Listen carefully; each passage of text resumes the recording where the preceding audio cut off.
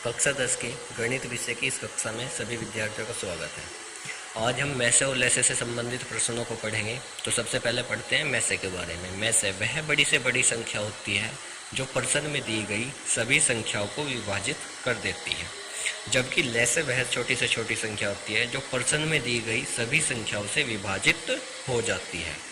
अगर हमारे पास दो संख्याएं हैं और उनका और मैसे और लैसे हमें पता है, तो उन चारों में एक संबंध होता है और वह संबंध होता है पहली संख्या गुणा दूसरी संख्या बराबर मैसे गुणा लैसे। पहली और दूसरी संख्या की गुणा को हम दो संख्याओं का गुणनफल बोलते हैं। तो इस प्रकार है दो संख्याओं का गुणनफल बराबर मैसे गुणा लैसे। अब आगे बढ़ते हैं। तो इसमें प्रश्न नंबर 1 देखेंगे ध्यान से। प्रश्न नंबर 1 इस प्रकार का है कि 148 बटे 185 को सरलतम रूप में व्यक्त करो। तो इसका सरलतम रूप निकालने के लिए सबसे पहले हम इन दोनों संख्याओं का मैसे निकालते हैं। मैसे क्यों निकालते हैं? क्योंकि हम इन दोनों संख्याओं को भाग करेंगे और भाग सिर्फ एक ही संख्या से करनी है, तो इसलिए अब हम इनका मैसे निकाल लेंगे। तो यहाँ पर साइड में इनका मैसे निकालना, तो इनका मैसे आया 37। भाग विधि से आपको मैसे निकालना बता दिया गया है। तो 37 से 148 को भाग करेंगे और 37 से ही 185 को भी भाग करेंगे। तो 148 को जब 37 से भाग करेंगे तो 4 आ जाएगा और 185 को जब 37 से भाग करेंगे तो 5 आ जाएगा। तो इसका सरलतम रूप होगा 4/5। अब इसी प्रकार ये दूसरा प्रश्न है, संख्याओं 6, 72 और 360 का मैसे और लैसे ज्ञात करो। तो ये मैसे और लैसे ज्ञात करने की अभाज्य गुणनखंड विधि है। कौन सी विधि है? अभाज्य गुणनखंड विधि। इस विधि में क्या करना होता है कि सबसे पहले 6 के अभाज्य गुणनखंड कर लीजिए। तो 6 तो एक छोटी संख्या है, अभाज्य गुणनखंड 2 गुणा 3 ही होंगे। 72 के अभाज्य गुणनखंड होंगे 2 गुणा 2 गुणा 3 गुणा 3। आप साइड में भी देख सकते हैं, यहाँ पर आपको करके दिखाए गए हैं। इसी प्रकार आपको सभी संख्याओं के कर लेने हैं अभाज्य गुणनखंड। तो 360 के भी यहाँ पर करके दिखाए गए हैं। उसके बाद इनको इस रूप में आपको लिखना है।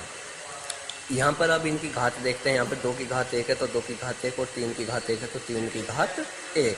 72 में अब अभाज्य गुणनखंड में देखते हैं तो 2 की पावर 3 है। 2 3 बार आया हुआ है तो इसलिए 2 की पावर 3। 3 2 बार आया हुआ है तो इसलिए 3 की पावर 2। 360 में 2 3 बार आया हुआ है तो 2 की पावर 3। 3 2 बार आया हुआ है तो 3 की पावर 2 गुणा 5 एक बार आया हुआ है तो 5 की पावर 1। इस प्रकार आप सभी अभाज्य गुणनखंड को उनकी घात के रूप में लिख लेंगे। उसके बाद हम ज्ञात करते हैं मैसे। तो ये मैसे ज्ञात करने के लिए ये आपको याद रखना है, मैसे ज्ञात करने में क्या होता है, जितनी भी संख्याएं कॉमन हैं, जितनी भी संख्याएं कॉमन हैं उनकी छोटी घात ही लिखनी है। सिर्फ मैसे में वही संख्या लिखनी है जो कॉमन है और कॉमन संख्याओं की छोटी घात ही लिखनी है।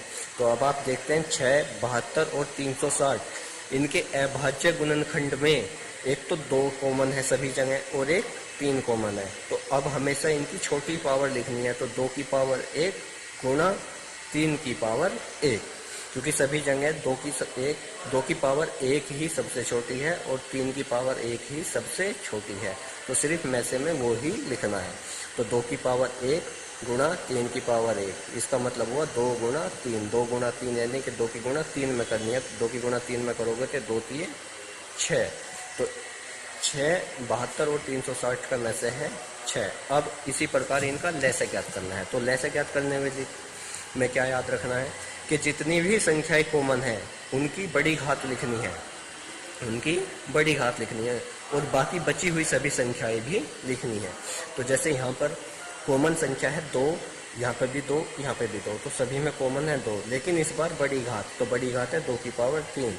इसी प्रकार दूसरी कॉमन संख्या है 3, 3 की भी बड़ी घात, तो 3 की बड़ी घात है 2। तो यहाँ पर से जो कॉमन संख्या आ रही हैं वो आ रही हैं 2 की पावर 3 और 3 की पावर 2, लेकिन बची हुई संख्या है 5, तो इसको भी लिखना है। तो अगले पृष्ठ पर देखेंगे जो लैसे होगा 2 की पावर 3 गुणा 3 की पावर 2 गुणा 5 की पावर 1। तो 2 की पावर 3 का मतलब होता है 8, 3 की पावर 2 का मतलब होता है 9 और 5 की पावर 1 का मतलब होता है 5। तो 8 गुणा 9 गुणा 5, जब आप इनकी गुणा करेंगे तो जो लैसा होगा वो होगा 360। इसी प्रकार एक और प्रश्न देखते हैं, यदि p का मान a b स्क्वायर और q का मान a क्यूब b है तो p की और q का लैसे तथा मैसे ज्ञात करो। तो यहाँ से p का मान लिख लेते हैं और q का मान लिख लेते हैं। तो लैसे में अभी बताया था कि जो भी संख्याएं कॉमन है उनकी बड़ी घात लिखनी है। तो कॉमन यहाँ पर a है, यहाँ पे भी a है, तो a कॉमन है तो a की बड़ी घात लिखनी है, तो a की पावर 3। अब देखते हैं b भी दोनों जगह कॉमन है तो b की भी बड़ी ही घात लिखनी है, तो b की पावर 2। अब देखते हैं मैसे, तो ये तो लैसे का उत्तर। तब देखते हैं मैसे में जो संख्याएं कॉमन है, मैसे में जो संख्याएं कॉमन है उनकी छोटी घात लिखनी है। तो a और a दोनों जगह कॉमन है तो a की छोटी घात a और b की पावर 2 और b, तो इसकी छोटी घात लिखेंगे b की, तो b। यहाँ पर a भी एक नोट पॉइंट यह है कि यहाँ पर कोई भी और बची हुई संख्या नहीं थी जो लैसे में आए, तो इसलिए a की पावर 3 और b की पावर 2 ही लैसे होगा। ठीक है, आशा करता हूँ आप सभी इन प्रश्नों को समझने का प्रयास करेंगे और ये कुछ प्रश्न हैं जो आपको अपने गृह कार्य में करने हैं, अपनी फेयर कॉपी में करने हैं और इन्हें हमें सेंड करना है।